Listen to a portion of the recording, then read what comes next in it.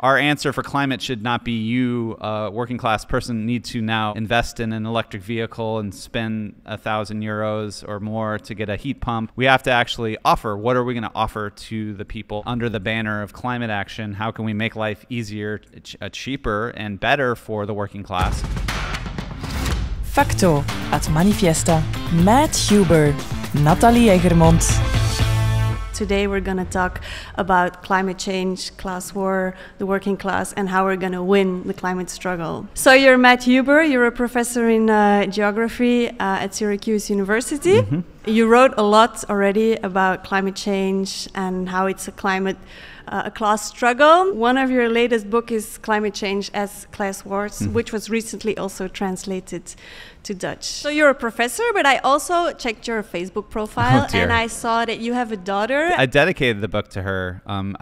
She was born in 2015, and I started to think about she's going to reach retirement age in 2080, and you start to look at the models and what the planet might look like in those conditions. So there was definitely some extra urgency to intervene in the climate political debate when you have a child that you're caring for. So absolutely, it gives me the chills. I have 2 small children myself.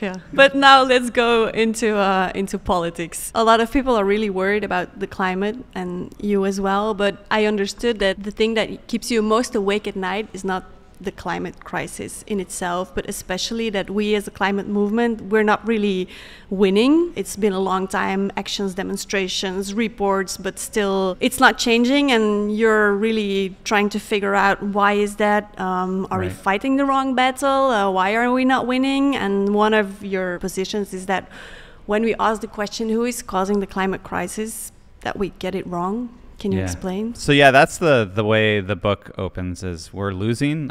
Emissions keep going up. They went up in 2024. The book came out in 2022, and I wish I could have integrated this, because in 2022 we also saw record profits for particularly the oil and gas industry, but also coal. The dirtiest of fossil fuels was booming, and the struggle is such that it seems to me that there's a class of society in the capitalist class that controls fossil fuel production, and they're pretty hell-bent on extracting as much profit from that energy source until there can be a force in society that can stop them. If you look, there's been a lot of inspiring activism, but in terms of moving the needle on emissions and phasing out fossil fuels, we're not getting it done. So we have to, I think, take a more sober analysis of the balance of power in the climate struggle and point out that we don't have a lot of power, and the people in the fossil fuel industry have way more power. So how are we going to build power? One of the arguments I make about sort of why we haven't built power is I think there's a very pernicious ideology that is sort of ever present among us, which is that the climate crisis is actually not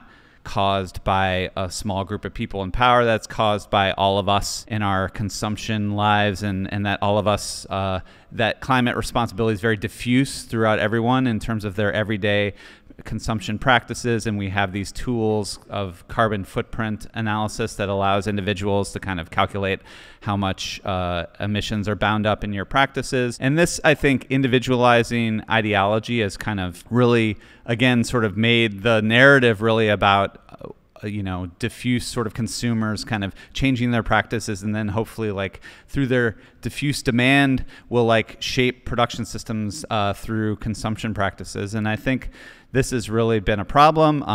Obviously, we know that the whole idea of a carbon footprint was concocted by the very corporations that are profiting off of fossil fuels in the first place. British Petroleum, as part of their Beyond Petroleum campaign in 2004, that's 20 years ago, and we're still not beyond petroleum. They came up with, like this carbon footprint quiz to show how you can pitch in to solve climate change, which I think deflects attention away from them. When I really started to think about climate change as a class problem, I recognized that a lot of people were starting to think about it as a problem of kind of inequality and what is sometimes called carbon inequality. People like Thomas Piketty and Oxfam International have done these analyses that show, the rich have much higher carbon emissions. And that analysis is really based on the same methodology, looking at people's consumption carbon footprints. And I thought, well, that's not a very Marxist analysis of class, because it's very much the class analysis there is really about what your income is and how your income leads to particular consumption practices. And obviously, we know from a Marxist perspective, class is not really about consumption, it's about production.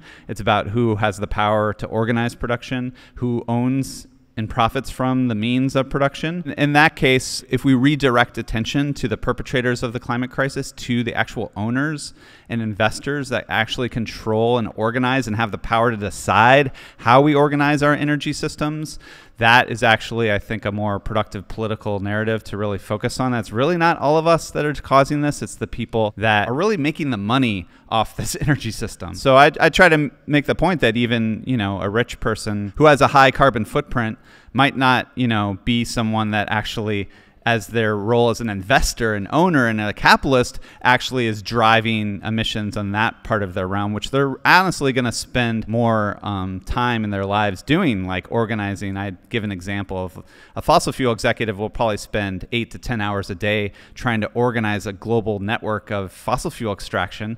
And then maybe for a couple hours, they might eat a steak or drive a fuel inefficient vehicle. But somehow the politics only focuses responsibility on those 1 to 2 hours of consumption life, and we don't focus on their role as owners and profiteers. And again, I think this is a better political narrative because it really makes clear that actually most of us don't have power over how these energy systems are organized. The working class under capitalism has very little power over production. We are forced to sell our labor power in exchange for a wage just to survive. And in that, we relinquish our freedom over how these production systems are organized. And that is, as people would call it, production is organized kind of like a dictatorship where capitalists really dictate how these systems are organized and the workers just have to follow orders. And so the mass majority of society doesn't have this kind of power over our electrical system, over our energy system, over transport and housing, all these infrastructures that we need to transform. The political narrative, a more Marxist class analysis of climate change would say it's really a minority of society that's causing the problem,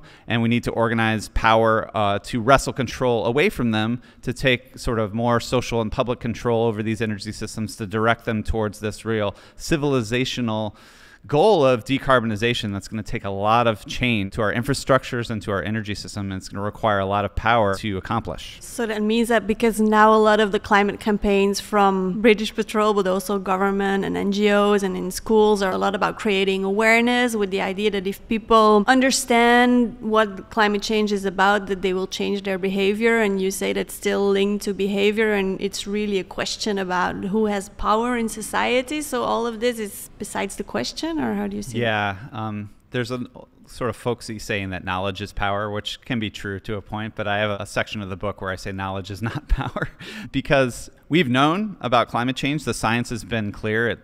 Some would trace it back over a century, actually, where people started to come to grips with what we now call the greenhouse effect. But even in the 1960s, in the United States, the presidential administration of Lyndon Johnson was doing studies on the greenhouse effect. We know ExxonMobil knew. They did their own research in the 1970s. And then wider public awareness really takes off in the 1980s. So we've had this knowledge.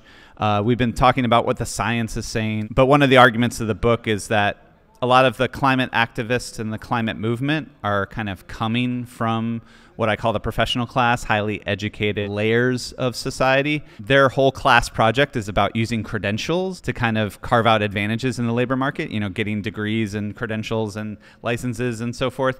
And so from that class position, it makes sense that knowledge is important, education is important. So that's why in the United States, these types of people, they had a march for science, when Trump was in power, because Trump is kind of obviously the attack on truth, the attack on facts. To make a long story short, we've known about the climate crisis for so long. We keep trying to say if only people believed the science, right, then action would inevitably follow. But I think this is a very problematic and liberal theory of change that just if we inform society, if we inform our political leaders of the science, of the truth, then action just naturally follows. I mean, that's not the kind of democracy we live in. We live in a capitalist state system where wealth and power and corporations have skewed power over the political process, and it's going to take a lot more than knowledge to win against them, right? It's going to take real sort of mass action and mass power.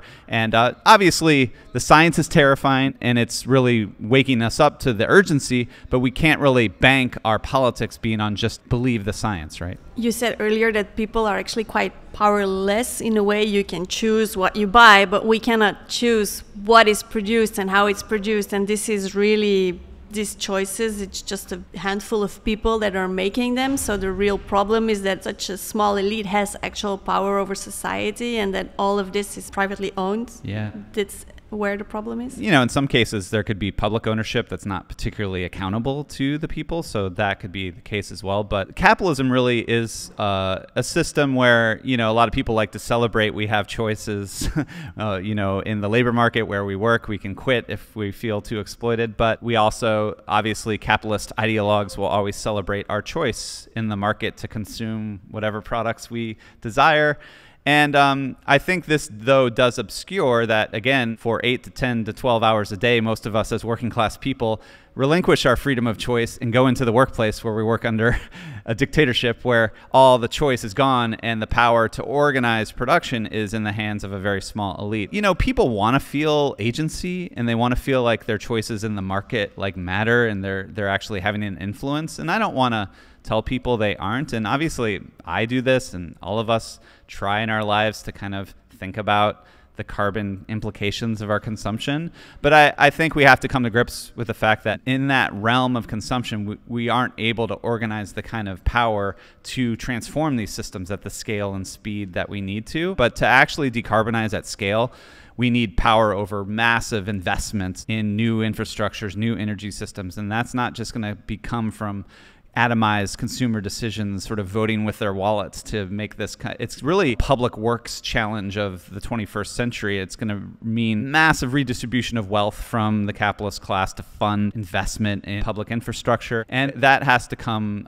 with organizing, right? And that's kind of how I see this struggle. It's really at that level of societal power that we need to see. It's a class war. That's Yes. why that's what we're coming to. Yeah. It's very clear because it's not convincing others to change behavior, but we're actually fighting the most powerful companies in the world. So it's about taking their power away. It's a real class struggle, and then we need a mass movement. But you see a particular role for the working class? It's, again, coming from a very Marxist analysis that says there's one force in society that has sort of the capacity to build this kind of objective power. I mean, Marx famously said that capitalism creates its own grave diggers through, really, capitalism sort of rises up through this process of creating a working class by what Marx called proletarianization, sort of tearing the peasantry and land-based subsistence people, tearing them from the land, forcing them to survive via a market where they have to work for a wage. And of course, we know that capitalists rely on that proletariat to do the work in their enterprises, and as Marx showed, they exploit those workers to create the profits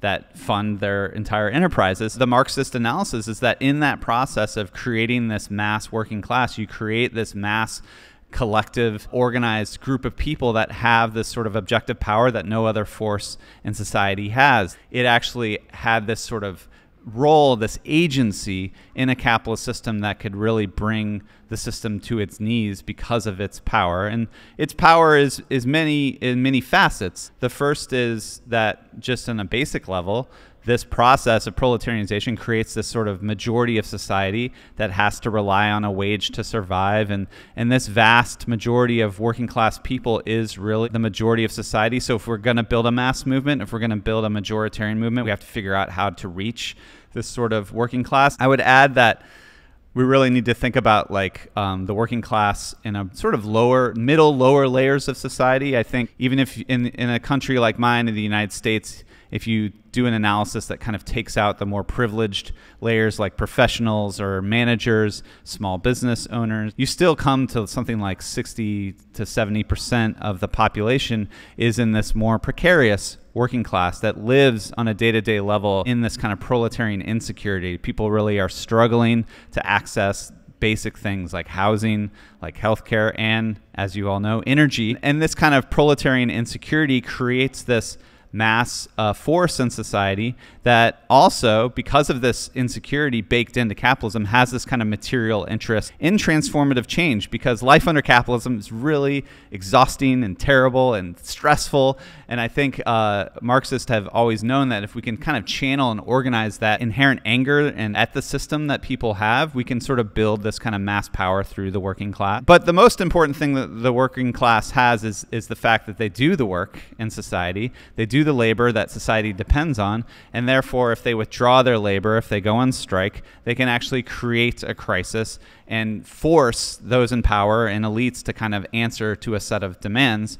And no other force in society really has that leverage. You know, I talk in the book a bit about school strikes, and they're very inspiring. And, you know, it's students not going to school on Fridays. It's really cool. And I think, again, morally, educationally, a beautiful type of activism.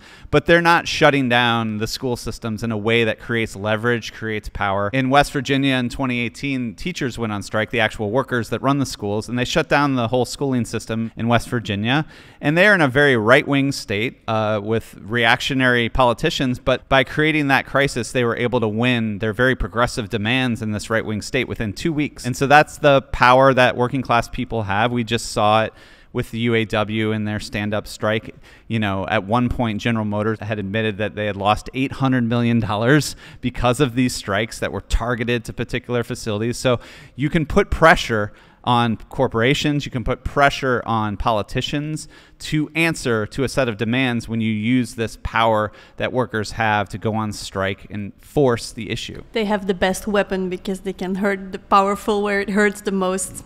Exactly. With their profits. Yeah. Yes. So we talked about how the working class is really crucial. So that brings us to the challenge how we're gonna mobilize them, because it's really not so easy with the elections. I've talked to a lot of factory workers, and they're not always so keen, sometimes anti-environment, because they feel it's all about taxes and making life even more difficult for them. So how do we solve that? To me, if you go back to kind of basics in terms of how Marx defines the working class under capitalism, it is a class that's really separated from the means of production. But the most important means of production that Marx emphasizes is the land, and the fact that it's really a world historical new thing that the vast majority of society has actually been violently alienated from the ecological conditions of existence, which means for most of human history, all of us, to make a living, most of us produced our own subsistence on land, through the land.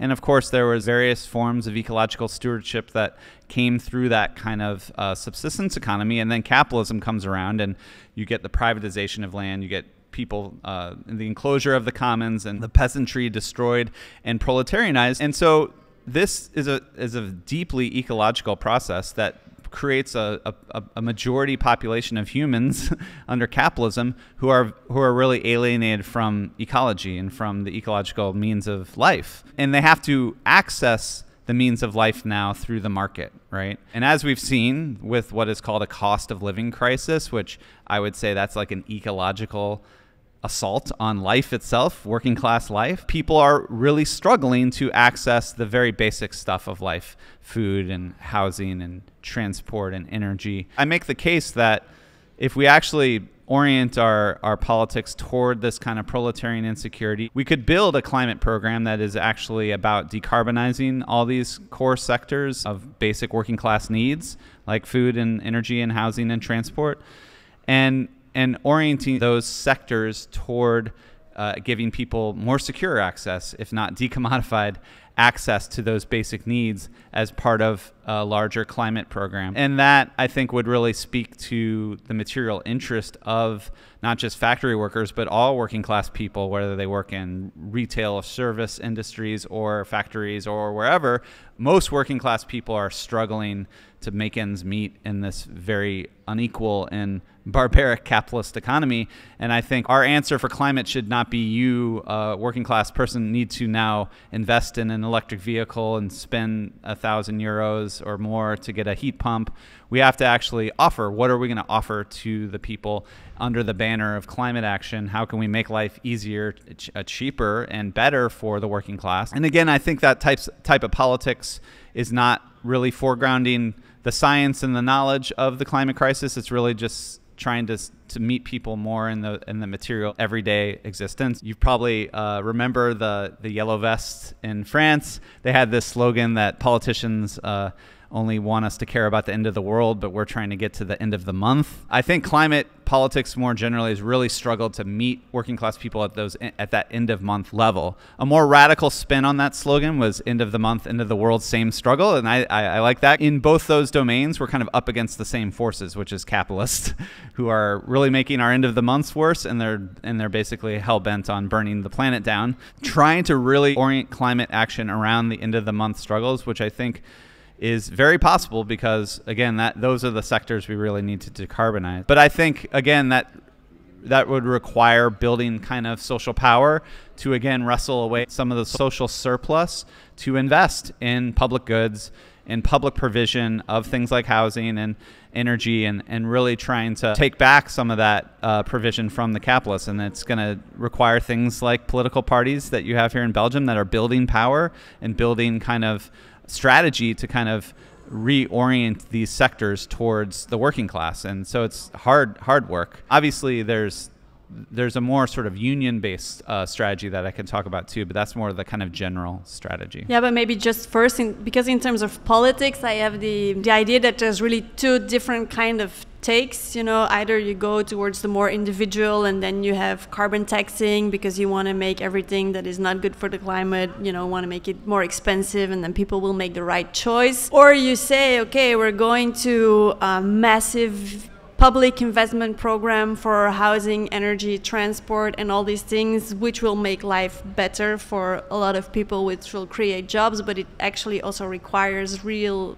big investments. So it's really two different kinds of politics. Instead of like this narrative, we're going to make fossil fuels more expensive and internalize the cost of climate change into the price mechanism. You know, economists love this idea. They think it's really cool because they say climate change is a market failure, and the market has failed to see the cost of emissions and the cost of climate change. So we'll just correct that failure by implementing this carbon tax that internalizes the price of the emissions into the price of all the goods we see, and then voila, the economy just naturally guides itself toward clean energy, and everyone's happy. But as the Yellow Vest showed, if you make your entire policy framework around raising the cost of a key input in everyday life, which is energy. There's been ways to kind of redistribute the revenue of the carbon tax in progressive ways, but ultimately the right wing is able to look at these types of policies that put the onus on working people to kind of internalize these costs. They just say this is just more climate liberals and leftists who are trying to make your life worse, who are trying to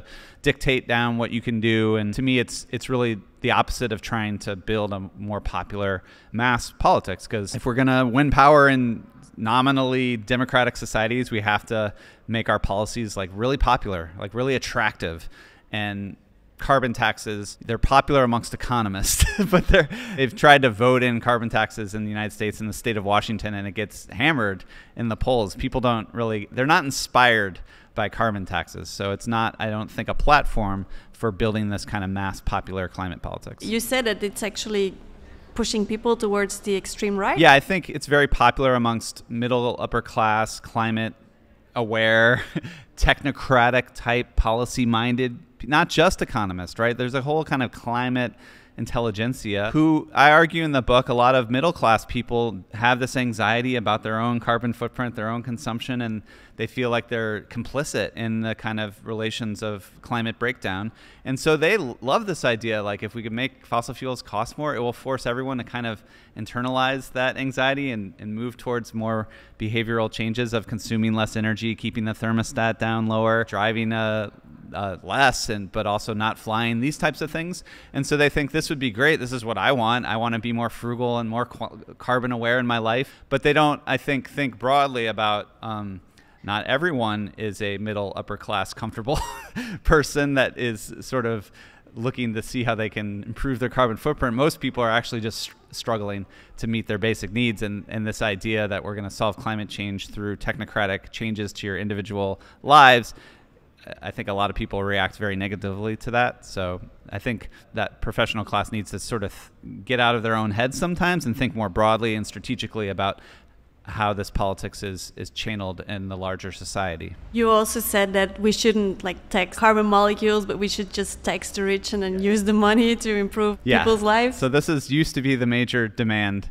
on the left, we should not tax molecules, we should tax the rich. I wanted there to be bumper stickers. It never really took off. We can make a t-shirt also. But to me, again, the idea of a carbon tax is sort of politically neutral. It feels politically neutral. All of us rely on carbon in some way in our lives. And again, the right is able to say that this is a tax on your life. It's a tax on how you live. But tax the rich is again, this traditional left working class demand that the rich are stealing all this wealth from our labor and all this wealth from society, that we need to take it back through the redistribution of wealth from them to us, right? And instead of this, again, very technocratic vision of internalizing the cost of externalities, we have a vision of a really antagonistic vision that in order to improve the lives of everyone in society, we really need to fight the small part of society that steals all the wealth, and we need to tax them and redistribute it into public goods and actually building out the infrastructure to save the climate, because the capitalists are clearly not willing to invest in that type of project. So we got to take the wealth from them to do so. And then very concretely, some ideas that we could do. You know, we have the Green New Deal in the US. We with the PvdA, we also have a campaign, Do the Switch, where we also say, okay, take the money from the rich and then we can really invest in, for example, public transport, make it free, really good public transport, so people, you don't have to tax the car, but just have good public transport, widespread insulation of houses, public energy, taking it back under democratic control and making it cheaper. So you get cheap energy, cheap housing, free public transport. It will make life much better. You also need so much people to make all this. It will create an enormous amount of jobs. It will stop the deindustrialization of Europe. So these are, I think, quite concrete things that people could inspire, that we could mobilize for, right? Yeah, that's the way to do it for sure.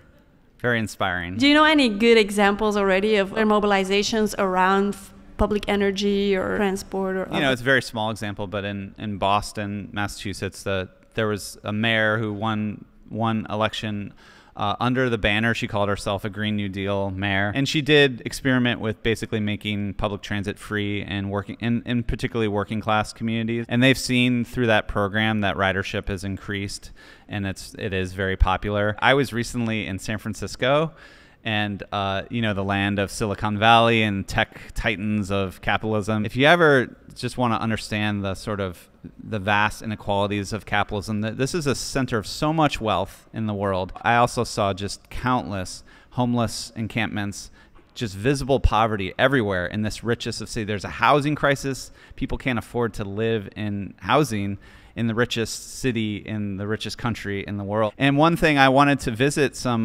comrades, socialists, who were going to have a meeting. And I was near the airport in San Francisco, and I had to get to Oakland.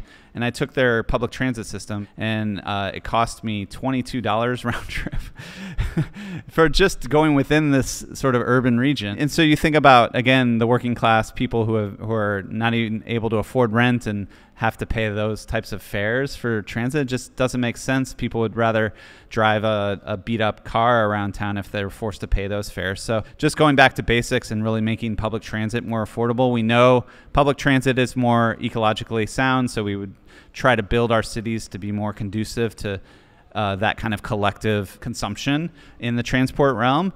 But to do so, we have to make it cheap, if not free, and we have to really make it easy for people to want to take that ecological choice, if you will. We have a good example not so far from here in France, in Duinkerque. It's also free, and it's been for a long time, and so now they evaluate it, and much more people are using public transport, and now the next step they want to do is also have more transport at night in the early morning for people that have to go the early shift, the night shift. Because I'm a medic, and when I finish my night shift, there's no bus home, so even if I wanted to leave my car, I can, because I don't have a bus. And so they're thinking about also to have much more transport also to industrial sites, because often there's a bus connecting the city center with schools of stuff, but not to go to the industrial site. So it's really interesting to see how it's developing, and now they're trying to focus on getting people to work early, late at night with the bus. So there are some good examples, I think, indeed. Yeah. And to create this mass movement, now we talked a bit about which kind of politics do we need, like really visionary, mobilizing, but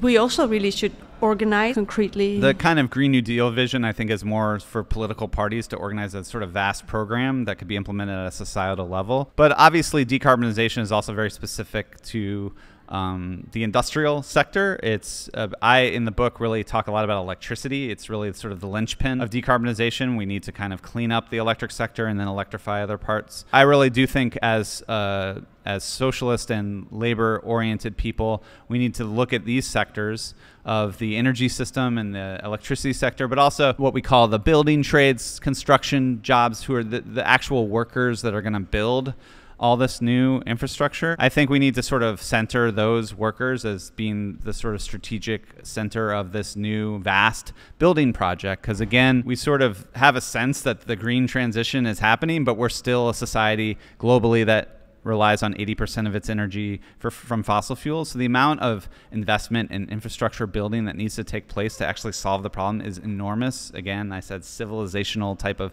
some people call it a third industrial revolution. So I think, again, and if capitalists are not really willing to make those investments, it's going to have to come through some other social force. And I think these workers in building trades and electricity unions and energy unions, if they sort of organize and realize that they could have a stake in this transition and that it could be a transition that expands their jobs, their membership, their livelihoods through this kind of vast build out of clean infrastructure, then I think you could build that kind of power that's calling for this vast expansion and investment in public goods. And I've come to think it really what we need is just a more sort of broader, not just a climate movement, but a broader kind of anti-capitalist and anti-austerity movement that's just, again, trying to fight back from the many decades we've faced of neoliberal austerity and saying we need a full-scale investment in public goods, not just climate-related, like things like healthcare and education, and transport and energy and public energy, as you mentioned. And I think the workers that will build those investments have a lot to gain from that. So if they can get behind and build up that kind of power to pressure the state and other actors for that kind of large-scale investment, I think they're uniquely positioned. One of the struggles we've had as a climate movement in particular is we often in our activism focus on the things we don't like about society, which is the things we need to shut down, like coal mines and fossil fuel extraction and pipelines. And that's great, and we do need that. A lot of that activism is like very morally righteous and courageous, but that kind of activism often does antagonize some of these industrial workers that are in those sectors who are just trying to get by. I think this more proactive, this more positive climate politics of building the infrastructure we need, it will have natural allies in the labor unions, in these, particularly these industrial unions, the very workers we need to build this new world. And so I think that kind of politics really has a lot of potential. Yeah, I think it's really inspiring because some right-wing people, they often say that like these climate bohos, they just want to go back to the times where we lived in a cage and we didn't have anything and we're going to ruin all the economy and all the factories are going to shut down, is what I often hear. And I think it's really good that we can bring an inspiring vision about actually we're going to rebuild society and it's going to be more, but more better, not just more for profit, but more for saving the climate and making lives better. And in the process that we're doing it, we're going to build power and also get power back, give the power back to the people, not just in terms of energy, but just democratically, and that we're in the end going to be the ones that are going to decide which energy we make, what we produce, and for whom. We live in a world, particularly in the global north, that's gone through this world historical process called industrialization. It's really been dramatic what's happened to our societies, where even in the United States, something like 40% of the labor force still worked in agriculture in 1900, and now it's 1.5%. So you have these highly industrialized societies. But I think through this process of industrialization, we've created a lot of layers of society that are so really physically and geographically separated from these industrial systems that really we all rely on, and we're separated from the workers that do the work in these systems. And that has, I think, led to, particularly again amongst this more professional class climate left, a kind of sort of blanket kind of anti-industrial politics. Again, we're just going to sort of shut down, sort of the very term industrialization is seen as a bad term, and in some cases it very much is. It can be very nasty, very dirty stuff, but we all rely on on industrial systems of provision, and the challenge of climate change is how we can transform those systems into decarbonized systems, and that's going to take a lot of work. It's going to take a lot of workers, and I think that vision has much more capacity to really win over those workers. Thank you for a really inspiring talk, and I hope that soon we're going to have big climate strikes, and then you can come visit again, and I'll make you the t-shirt with the carbon molecules tax the rich. See if it sells. Thanks so much. Thank you so much. It's been fun. Welcome.